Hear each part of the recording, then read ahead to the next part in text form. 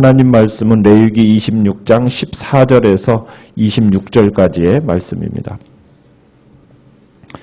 26장 14절에서 26절입니다. 14절 먼저 읽습니다. 그러나 너희가 내게 청종하지 아니하여 이 모든 명령을 준행하지 아니하며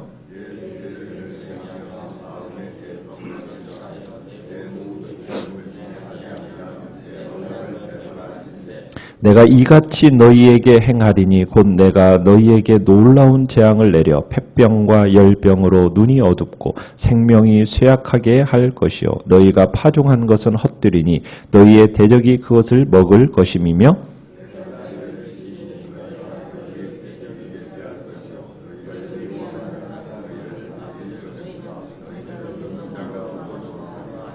또 만일 너희가 그렇게까지 되어도 내게 청종하지 아니하면 너희의 죄로 말미암아 내가 너희를 7배나 더 징벌하리라.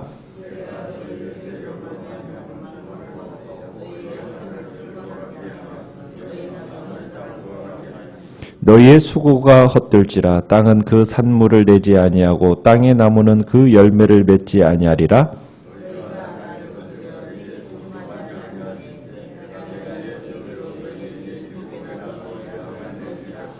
내가 들짐승을 너희 중에 보내리니 그것들이 너희의 자녀를 움키고 너희 가축을 멸하며 너희의 수효를 줄이리니 너희의 길들이 황폐하리라.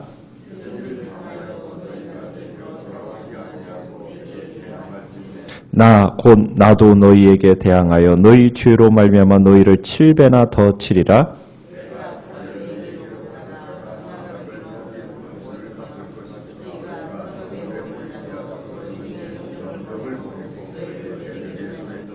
같이 읽습니다. 내가 너희가 의뢰하는 양식을 끊을 때에 10 여인이 한 화덕에서 너희 떡을 구워 저울에 달아주리니 너희가 먹어도 배부르지 아니하리라. 아멘. 오늘 말씀의 제목은 언약의 불순종에 따르는 벌이라는 제목으로 말씀을 나누고자 합니다. 모세는 지난 말씀에서 3절에서 13절까지는 하나님의 말씀에 순종하는 이스라엘 백성들에게 임할 6가지 축복을 언급했습니다. 오늘부터는 불순종하는 이스라엘에게 임할 6가지 저주에 대한 경고가 나옵니다. 우리가 앞부분에서 순차적으로 더 큰 축복을 나열했던 것처럼 오늘 본문도 순차적으로 강도가 더 높아지는 저주를 나열하고 있습니다. 그러니까 율법을 준행하지 않는 자에 대한 재앙, 그러한 재앙에도 불구하고 회개하지 않는 자에 대해서 무서운 형벌과 끝까지 회개하지 않는 자에게 임할 그 멸망의 심판을 점층적으로 기술하고 있는 겁니다. 이처럼 하나님의 저주와 심판은 어떻게 보면 축복보다도 더 길고 더 적나라하게 설명을 하고 있습니다.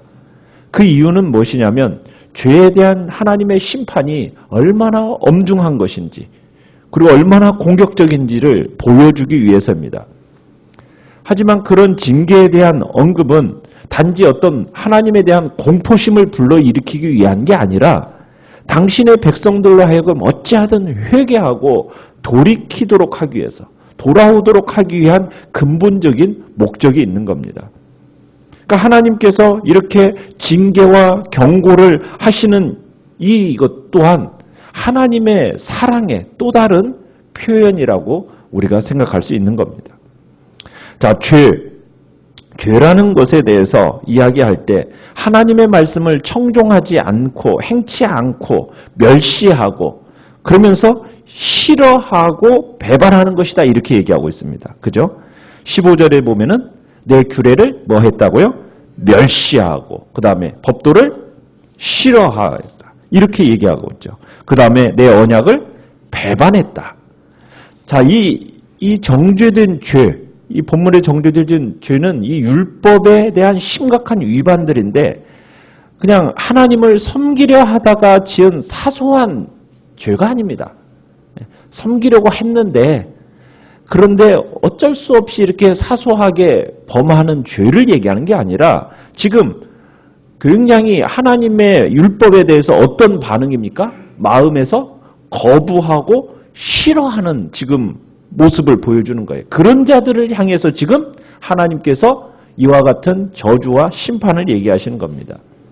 그러니까 죄인이 하나님께 대한 어떤 충성심, 이 충성심을 갖고 있지 않고 도리어 그 계명들을 멸시하고 그 언약을 맺지 않기를 원하는 그 태도, 이 태도에 대해서 하나님은 지금 심각하게 지금 심판하시겠다라고 얘기하고 있는 거죠.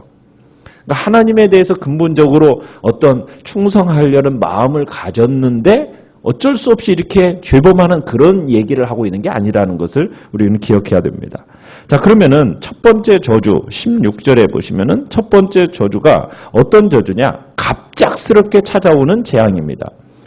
16절에 이렇게 표현하고 있는데 곧 내가 너희에게 놀라운 재앙을 내려 이랬어요. 이 놀라운 재앙이라는 그 번역되어 있는데 이것은 갑작스러운 재앙을 얘기하는 겁니다. 놀랍다라는 것은 어떤 규모나 어떤 강렬함을 얘기하는 게 아니라 시간적인 것에 있는 거예요. 그러니까 곤경에 처한 사람들이 그 엄습해오는 그 재앙이 어디서 왔는지 무슨 일이 일어나고 있는지 그 생각할 겨를도 없이 순식간에 그렇게 당하는 것을 의미하고 있는 겁니다. 자, 그런 갑작스러운 재앙이 지금 찾아오는데 뭘로 찾아왔냐니까 폐병, 열병으로 찾아와서 눈이 어둡게 되고 생명의 위협을 느끼게 된다는 얘기입니다. 자, 눈이 어둡다라는 얘기는 시력을 뭐 약간 잃는다는 뜻이 아니라 아예 볼 수 없게 된다라는 뜻이고요.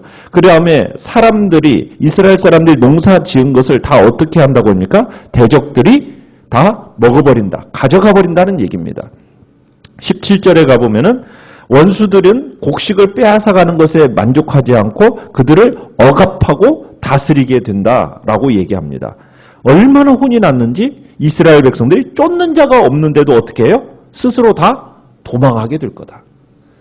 축복에서는 이런 얘기가 있었죠. 한때 5명이 몇 명을 쫓고 100명을 쫓고 100명은 10,000명을 쫓는 그런 축복을 받았던 사람들이 쫓는 사람이 없는데도 불구하고 어떻게 돼요?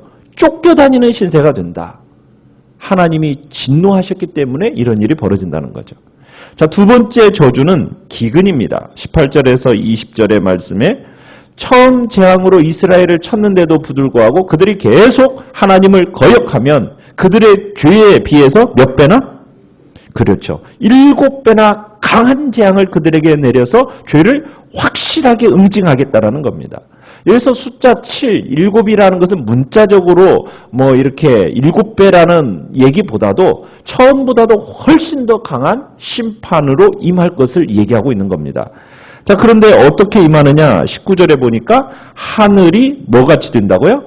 철과 같이, 쇠처럼 땅을 노쇠처럼 단단하게 해서 그들의 교만을 꺾어버리겠다 이렇게 얘기합니다. 그러니까 하나님이 약속하신 축복 중에는 철 따라 이렇게 제때 내리는 비가 있었잖아요. 이른 비와 늦은 비를 하나님 주신다고 약속했는데 불순종하니까 어떻게 돼요? 그 단비의 축복을 거두어 가버리신다는 겁니다. 하늘에서 땅을 부드럽게 해야 할 비가 내려야 되는데 비가 내리지 않으니까 땅이 뭐처럼 변해버려요? 노쇠처럼 변해버리는 거예요. 밭갈이가 할 수는 없는 거예요. 밭갈이를 하고 곡식을 심어도 뭐 한다고요? 자라지가 않아요. 그죠? 수고가 헛된다는 거예요.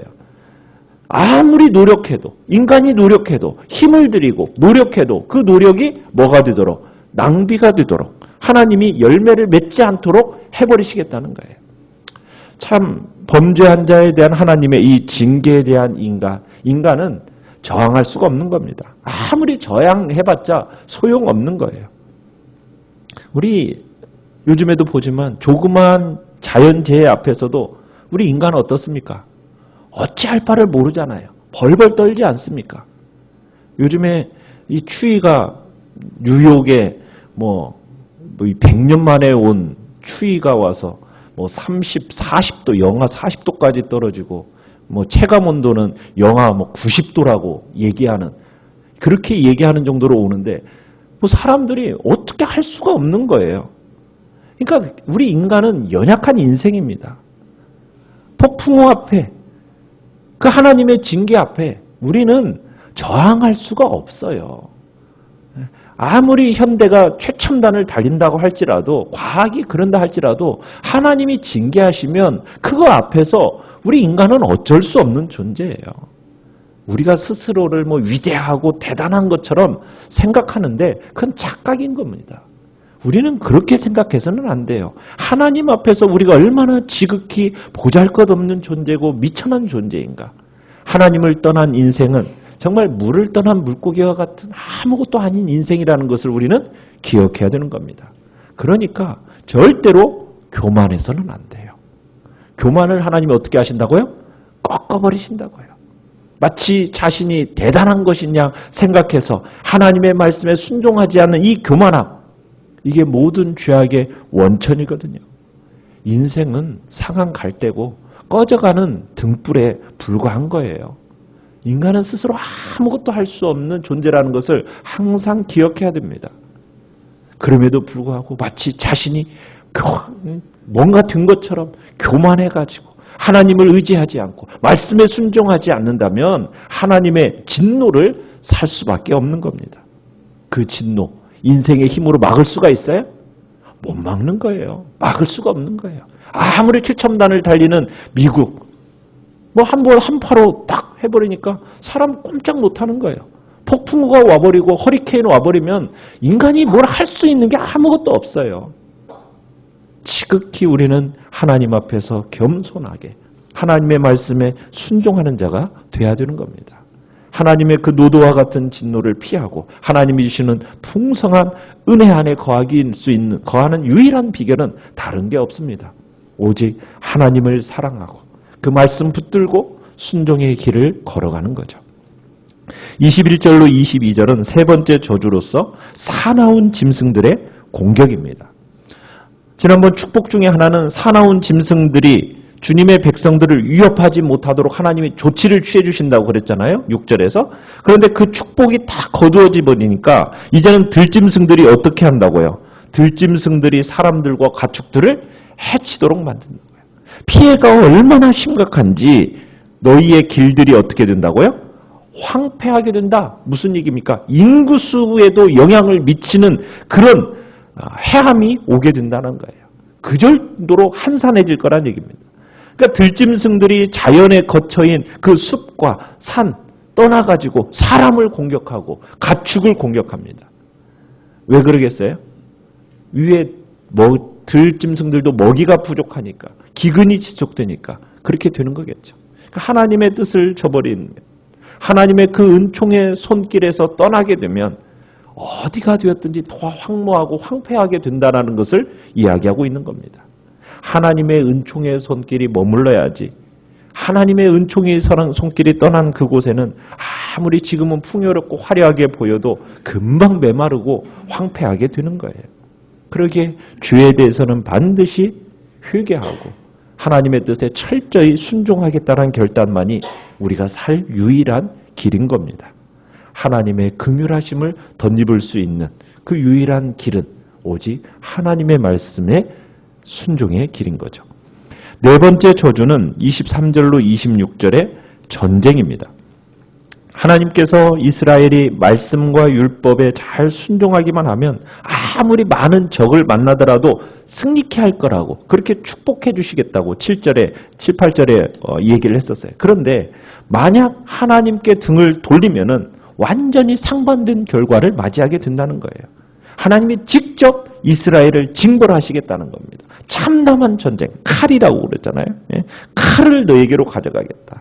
전쟁, 그 전쟁으로 인해서. 그래서 24절에 두 차례나 뭐라고 했냐면 나도 너에게 대항하여 이렇게 하는 것처럼 1인칭 대명사로 하나님이 두 번씩이나 사용하면서 자신이 직접 대항하겠다. 뭘로? 칼날로 대항하겠다.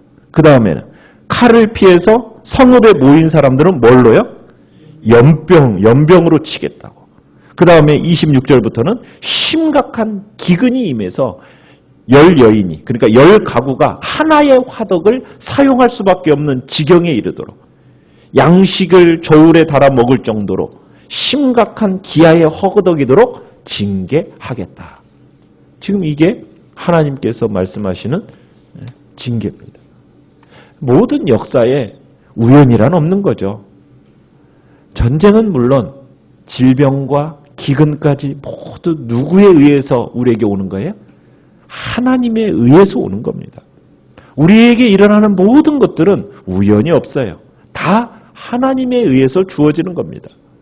그냥 역사대로 흘러가는 대로 결정된 대로 흘러가는 거냐? 아니에요. 모든 것이 하나님의 뜻에 순종하느냐 불순종하느냐에 의해서 결정지고 달라진다라는 것을 이야기하고 있는 겁니다. 역사는 하나님께서 이루어 가십니다. 우리가 당하는 자그마한 사고, 그 하나로부터 시작해서 크게 전염병이 돌고 전쟁이 일어나고 이 모든 것들이 다 하나님의 섭리의 그 결과라는 것을 우리는 기억해야 됩니다. 역사에 우연이란 없고 우리 개인사 속에서도 우연이라는 건 없습니다. 모든 것은 만유를 다스리시는 그 하나님 앞에 우리가 순종하는가 거역하는가에 의해서 달려 있다라는 것. 하나님께 순종하면 그 역사의 주체로서 하나님이 사용하시지만 어느 순간 불순종하면 하나님께서 역사의 객체로서 그를 내리시더니 역사의 먼 뒤안길로 다 사라지게 만들어버리시는 하나님.